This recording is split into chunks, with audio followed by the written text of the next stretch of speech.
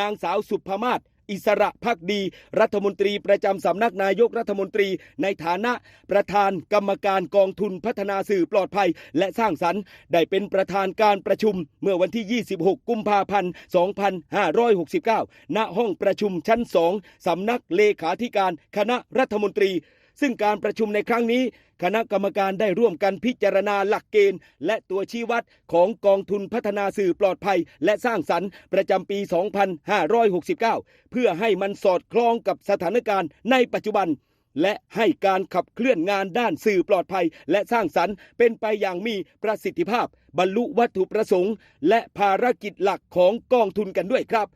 โดยในที่ประชุมได้ร่วมกันพิจารณาอย่างรอบด้านบนพื้นฐานของการบริหารงานตามหลักธรรมาภิบาลมุ่งเน้นผลลัพธ์ของการดำเนินงานของกองทุนเป็นหลักครับโดยเฉพาะอย่างยิ่งการสนับสนุนและกระตุ้นให้เกิดสื่อปลอดภัยและสร้างสรรค์ด้วยนวัตกรรมสื่อในรูปแบบต่างๆเพื่อให้ประชาชนเข้าถึงเข้าใจและใช้สื่ออย่างปลอดภัยและสร้างสรรค์สร้างภูมิคุ้มกันและการรู้เท่าทันสื่อของสังคมกันด้วยครับ